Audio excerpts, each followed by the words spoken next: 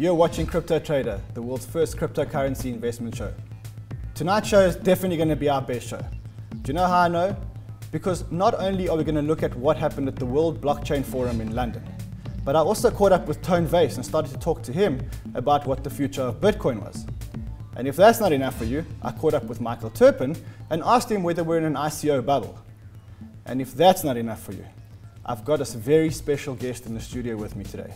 This guest, not only a good friend, but he's also the fourth most influential person in the blockchain and a finalist in the All Africa Business Leaders Award that CNBC is hosting tonight. Vinny Lingham, I never thought I'd get you to the studio. Welcome to our studio. Hey Ron, great to be here. So tell us what brings you to South Africa. Well, obviously it's a real honor to be part of the awards that CNBC hosting here. So it's part of my trip, and having some conversations with regulators in South Africa around identity and cryptocurrencies, an important part of what we're doing at Civic. So Vinny, you've been called the Bitcoin Oracle. It would be amiss of me not to discuss the market and what's happening on the market. After the China ban, we started to move sideways a little bit. And now the market seems to get a little bit more momentum. I mean, Bitcoin over $4,000. You've got Ethereum trading at $300. I saw Zcash. Zcash went to from $200 last week, went to $400. What is this bounce? I can't actually tell you. I think the world has changed with crypto. I mean, you're seeing a lot of fiat coming in into the cryptocurrency markets. It goes in via people buying mining equipment, mining coins, purchasing coins, seeing gains in ICOs and token sales, and then applying it into Bitcoin and other more sort of safer cryptos out there. So there's a lot of pump and dump scams going on as well. People in these private rooms are pumping the coins up. Eventually gets a certain price, they cash into again the main coins, and so there's a lot of momentum. Overall, I think the ecosystem is healthy, but we need to keep track of the fact that fiat's coming into crypto and it's not actually leaving. So there is an upward momentum happening in crypto right now. So we were speaking earlier about Bitcoin and whether Bitcoin was a stable coin. There's a Segwit 2X supposed to come up now, which is the next upgrade, so to speak. And I see that as a big threat to Bitcoin. I mean, how do you see it? I think I've had a pretty good track record on Bitcoin, calling Bitcoin prices up until... The Bitcoin Oracle. Yeah, up until earlier this year. I mean, earlier this year I was kind of fearful of what's going to happen this year in terms of forks. I wrote a couple of blog posts about, preventing the next Bitcoin bubble and a fork in the road on my blog. How do you see 2X? It's a difficult situation. It's a lot more complicated than what we can do in a 5-minute conversation. But I think there's a serious risk to Bitcoin right now. As to how it plays out, I don't think anyone knows. I think we're all trying to figure it out. Another hard fork? It's not the same as the last hard fork. When we had Bitcoin Cash created. This is different. This is really a disagreement on how consensus is enforced within the network, and it stems back from the UASF activation of Segwit, which has created another movement around the fact that hash power is part of the consensus rules. And so, look, there's disagreement on both sides around how this should play out. I couldn't tell you how it will play out, but I think that we are in for an interesting month or so.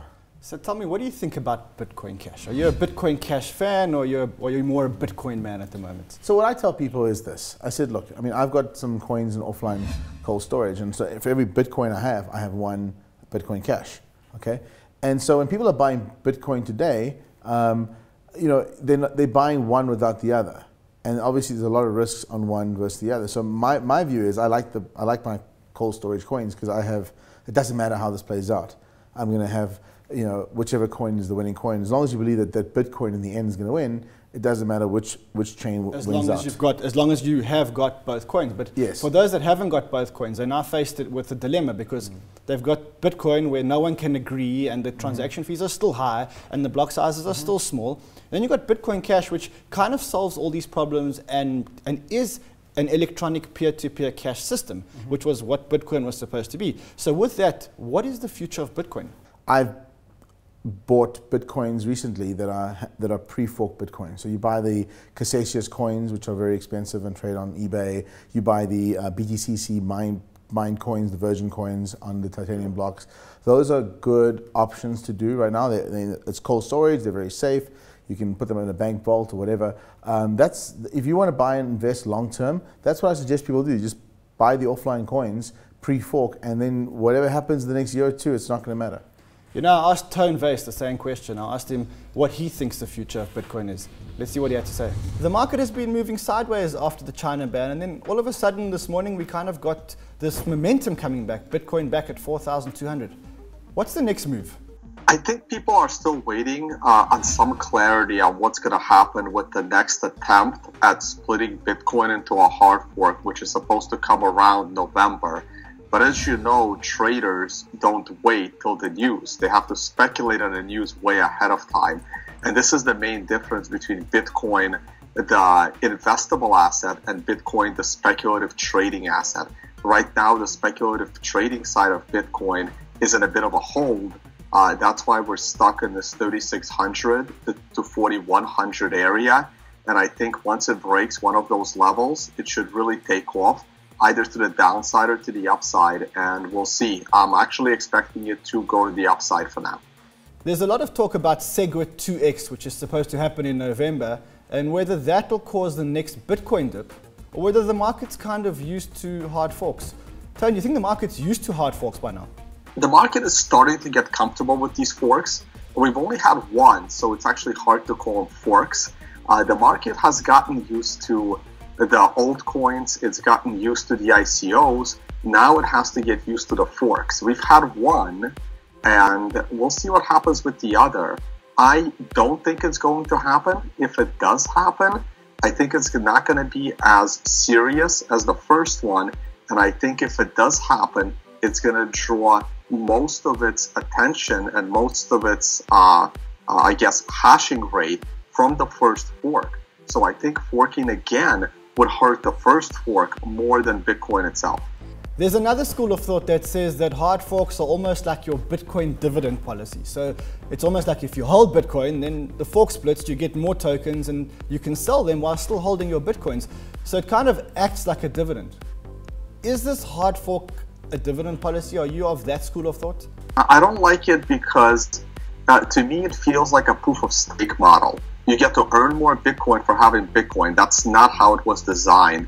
It was specifically designed to burn and spend money on electricity and hardware in order to acquire more Bitcoin. It's supposed to be hard. It's supposed to be expensive. But if people that were in early on Bitcoin, I don't consider myself early, but I guess I'm part of it now. I don't deserve to get free Bitcoin for having Bitcoin. That's not how a capitalist system works. I'm going to put you on the spot here. I posted something on my Twitter at CryptoManRun where I asked what the price of Bitcoin would be on the 1st of the 1st, 2018. Tone, what's your guess for the price of Bitcoin on the 1st of the 1st, 2018? I do think that we would be above 4,000, but I think we have one more pop in Bitcoin. I think once we break above 4,100, again, I'm a technical trader, I still think there is one more Bitcoin high left in it this year, but we have gotten very far from the 1st of 2017. I think we'll be pulling back.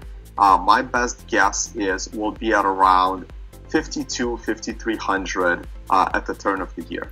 One last question before I let you go. The China ban, that scared the markets. Is there a risk that governments are going to start banning or at least highly regulating ICOs and cryptos? Are you scared of that? Yes, absolutely. But I think they're starting to realize now that Bitcoin itself cannot be banned. The worst you can do to Bitcoin is go after the on-ramps and off-ramps.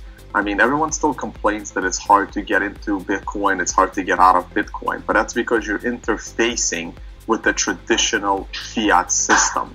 Now, they're also realizing that Bitcoin itself isn't as bad as what's happening in the ICO space. The reason why China banned all these ICOs is because they took a look at like 100 ICOs and they were just complete and outright scams. It's not the ICOs that you've heard of. When they presented the list of what they were investigating, it's nothing anyone has heard of. And they're looking at it that people are being convinced to buy into this for the hopes of being rich. So they had to put a stop on all ICOs, and this is what happens. The world has had rules on, or the first world anyway, has had rules on how you can fundraise for your company, and you can't just go around those rules because you stuck the words ICO on. Now, earlier this week, I was at the World Blockchain Forum in London, and there was a lot of talk about ICOs and whether we're in a bubble. Vinny, are we in a bubble? I would say that it's likely we are, but it's hard to tell. If you look at the Bitcoin price charts the past 12 months, clearly it's very high relative to other offline currencies. sure, but we're nowhere close, and Bitcoin's a long way to go still. But there's a lot of if you look at the white papers of the ICOs that are coming out today, I mean, some of them really shouldn't be done in crypto. It's people that are launching a coin for the sake of launching a coin and capitalizing on this ICO craze that's going on, and they're raising huge cash. So here's the problem with raising huge cash. The failures aren't going to come out anytime soon. If you look at any company that's raised 30, 50, 100 million bucks plus, it's very unlikely they'll spend all that money, even if it is a scam in 12 months. They'll probably bleed it out slowly. So you have 2 or 3 years. The coins may trade down because the team's not producing, they're driving around Lamborghinis and not actually getting work done. And so that's the real risk. I think the reality is that this could go on for a long time. I caught up with Michael Turpin at the World Blockchain Forum and asked him whether we were in an ICO bubble. Michael Turpin's been around for a while. He's from a company called Transform, and he's going to give me some insights as to whether or not we can expect this ICO bubble to crash. Michael, before we ask you the question of whether or not this is a bubble, give us some background about how you got into the blockchain. And Sure. So I've been a serial entrepreneur in marketing and technology, so I was looking for the next wave. I got very excited when the internet first came out, the web rather, in the early 90s. I got very excited by social media in the early 00s, and I got very excited when I saw Bitcoin and the blockchain in early 2013. And when did you buy your first Bitcoin? Early 2013. So early 2013 you bought your first Bitcoin. What are you doing today? So today I'm doing a couple of things. I run Transform Group, which is the #1 marketing advisory firm in the blockchain space. We work with 150 companies. We are about to do our 50th ICO. We did the first one, Mastercoin. We did the most prominent one, Ethereum. We've done numerous other ones. Probably about half of the top 50 tokens we've worked with. That's quite an impressive CV. On the stage today, you were asked whether you think this market's in a bubble. And when we walked down here, you talked to me about we see 1998 all over again. Sure. So the bubble pop, first of all, the bubble is really defined as the top of a boom. We're clearly in a boom now. You don't know it's a bubble until it's over. So Alan Greenspan had said that the market was in irrational exuberance in late 1996. It had a long way to go before a pop. Late 1996, the NASDAQ was just around 1,000, then it went to 5. And then it crashed back down to 1,000. So I think that we're seeing some bubble-like behavior, but I think that we're also seeing some consolidating behavior. I think the next wave right now of companies to go and ICO or tokenize, do crowd sales is happening, where it's not just crypto kids, it's larger companies that see the fundamental disruption in having a tokenization and a distribution. But that's the one thing that we're seeing. But the other thing that we're seeing is a lot of companies are just launching tokens, companies that probably shouldn't be launching tokens. Well, it's a free country, as they say, in a free world. A lot of companies should not be startups. The failure rate for startups in Silicon Valley is 95%. The failure rate for tokens, even the crazy sounding ones, is significantly less. And what about regulation? So are you a fan of self-regulation in the industry? Do you believe that that's something that can actually be achieved?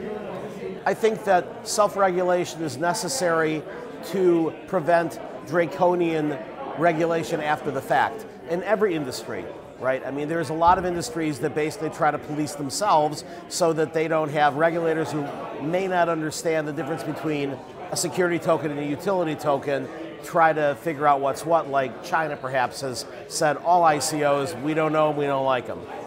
So you were asked on stage, and I'm going to ask you the question again.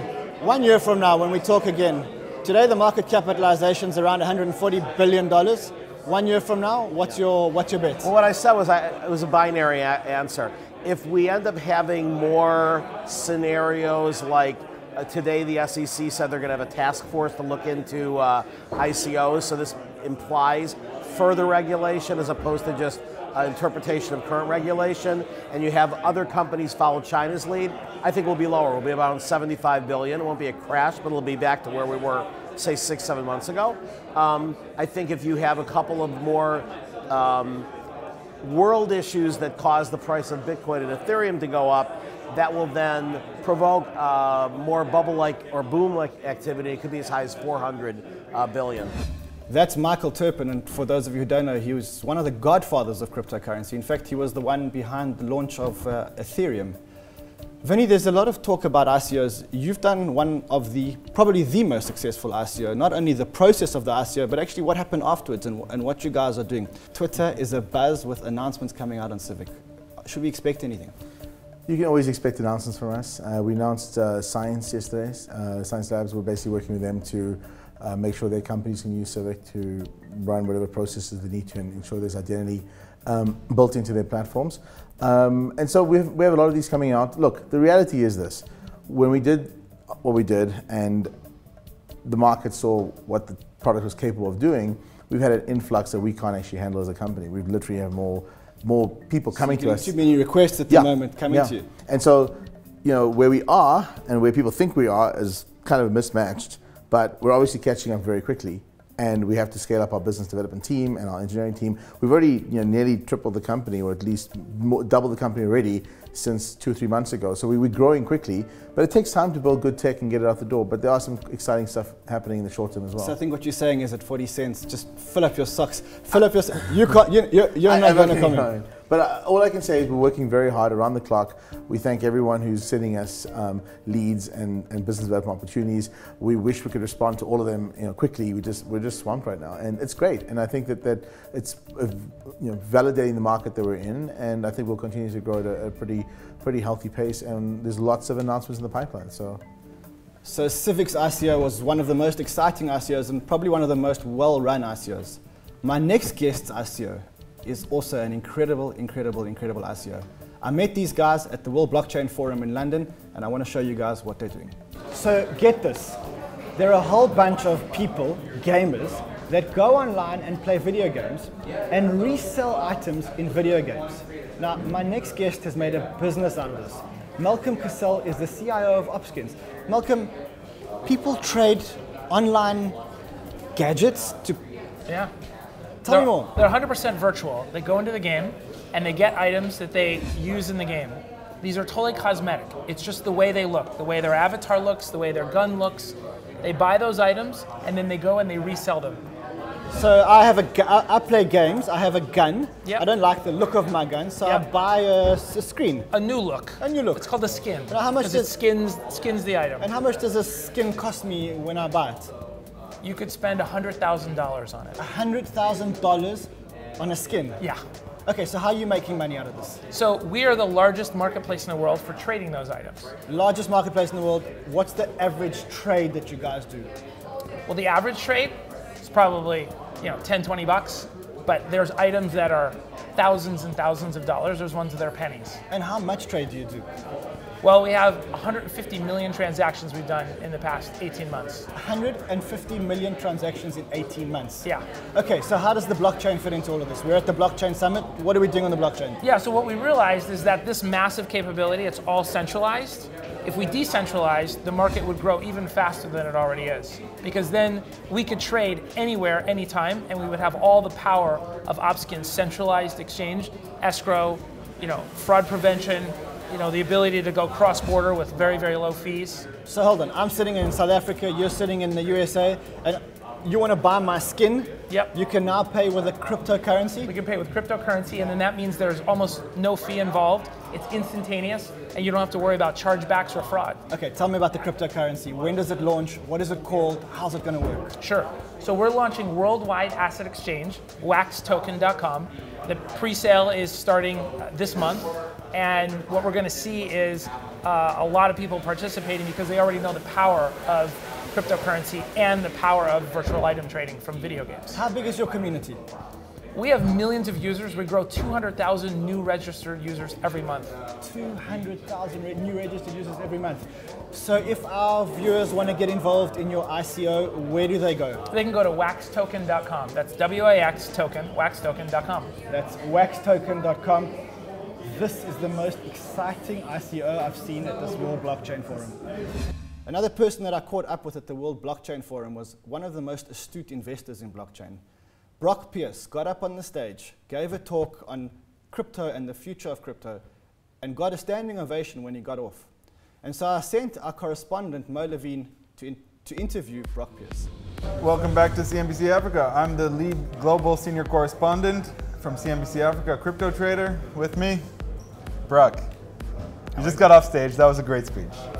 Thank you for letting me give it. I think it's important in times like this, when everybody's flying high, to bring them back down to earth, because when your feet are off the ground, bad things can happen. It's sometimes good when they're well planned, but in general, it's good to keep your feet on the ground. Yeah, and it's good to have OG crypto guys talking like, hold on a second, and people that have lived through it, right?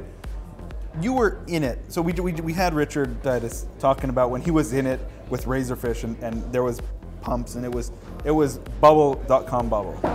And in it, he knew it, because they were getting out of work at 4:30 to drink and valued at billions. Yeah.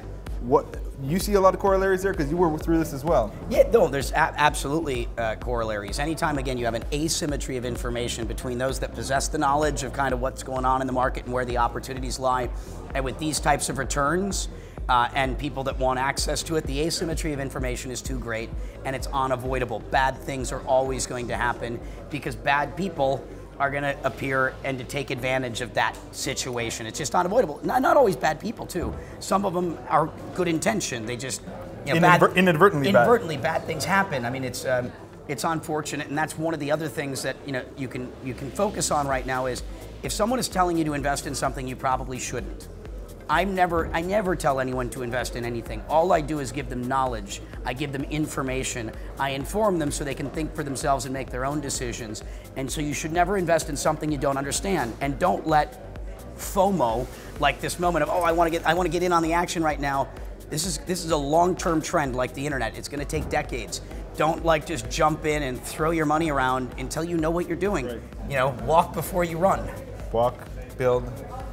What happens when the elastic snaps? Is it going to snap, or are we building at such a rate that so many people want in, so many people will build, that we're going to keep going and the elastic won't snap?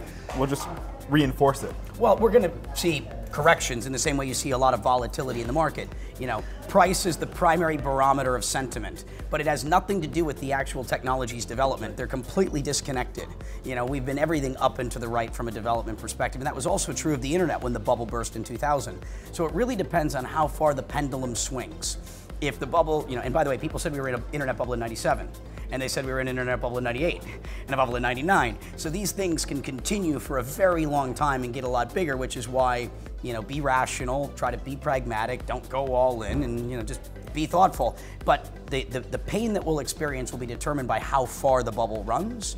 And bubbles are fine, bubbles are natural. But if the pendulum swings really far this way, it's going to come slamming back the other way, and that's what happened with the internet in 99, 2000. But what's a bit different here is that when the pendulum swings the other way and the price crashes, nobody's leaving crypto. Everybody's just going to be poorer, but still working in the same industry. Yes, it just like most of us in the internet days. But what did happen is we stopped having access to capital. So what'll happen, and it won't be as bad as 2000, obviously, there was no one willing to invest in internet companies in late 2000, 2001. It was literally a toxic sector. All the smart investors in the world said, the internet is, a cool experiment, but you'll never be able to build business there. And that's even when you had eBay and companies that were profitable trading below cash in the public markets. It's back to the emotional swing. And we'll have that too. If the next round of tokens and things, if there's a big, if the next round of deals all drop 50% once they start trading, all of a sudden people are going to stop investing so heavily in ICOs. You can see, the market dry up temporarily, and the market's going to, I think that's at some point will happen, at least for some moment. I hope it doesn't happen anytime soon, and I hope that we can rationalize the market before it happens. For example, these deals that are raising $50 million, for example, it could be structured as a smart contract where, like milestone-based financing, which is what venture is, they only get the first $5 million. They have to hit a certain milestone, or the $45 million goes back to all the original wallets. Right. And we can architect this where we can allocate you all the tokens, but we can also put in place, KPIs. Protections and KPIs and things. So the market is going to continue to evolve, and as long as we self-regulate and we attempt to be the best actors we can possibly be, we might be able to prevent, some of those things. But we're clearly going to go through cycles. So we got a minute left. I'm not going to ask you what's the best thing, but which token you got, and we get a clip of that. There's too many of them anyway. Is there a type of thing that you're looking at? Is it protocol, applications, security tokens, utility? What's... Well, I'm a full stack sort of a contributor. But yeah, the protocols themselves are the biggest sort of play. And I think the most interesting trend, because you want to be going where not everybody else is, I think it's in security tokens. With PCAP, we did the first issuance of an ICO of a security. And I did that because I wanted to, I wanted to be the one to cannibalize the venture capital industry. It's just a personal thing I like doing. When you know an industry is needs to innovate, you can wait for someone else to come and innovate and crush you or do it yourself. So I think it's in security tokens because ultimately investors want rights to royalties, ownership, dividends, and I think that in the long term, that's where the bulk of the market's going to be. So that's where I would be looking if I was an innovator today. If you were an innovator. I mean, if you're not, I am, but as entrepreneurs. Sure. As everybody looking at the industry. Don't look at the market the way it is. Think about how the market should be and be one of those people. So I posted on Twitter this week asking people what they think the price of Bitcoin will be on the 1st of the 1st, 2018. And I put up a bounty for the person who's going to get the price right. On the 1st of the 1st, 2018, at 0000 New York time, what will the price of Bitcoin be? Go to my Twitter, fill in your answer with the hashtag BTC2018, and the person who gets the closest call wins the Bitcoin. I'm going to put my guest on the spot. Vinny, 1st of the 1st, 2018. What's the Bitcoin price? This is a tough one. I'm going to go with $3,000. Before I let you go, Vinny, I want to ask you one last question. You once posted on your Twitter, you said if you could hold 5 tokens and not buy or sell for the next 5 years, what would they be? Well, so I'm going to ask you the same question. If you could hold 5 tokens, no buying and selling, 3-year time horizon. Obviously Bitcoin. You've got to hold Bitcoin. So Bitcoin. I'd hold Bitcoin Cash as well. BCH. I'd hold Ethereum. Ethereum. I'd obviously hold Civic. Well, you've got no choice but to hold Civic. And I'd be holding Filecoin as well. And you're going to hold Filecoin. Yeah. When is Filecoin coming onto the market? It's sometime next year. But obviously I participated in the pre-sale and the SAFT. So I'm looking forward to it actually coming to the market. But if I had to take a 5-year view, I think that's going to be a big one. So that's Vinny Lingham's top 5 coins. Remember again that if you want to stand a chance to win that Bitcoin, go to my Twitter, that's @CryptoManRan. Guess the price of Bitcoin on the 1st of the 1st, 2018, and you could win that Bitcoin. I'll see you next week. Until then, happy trading.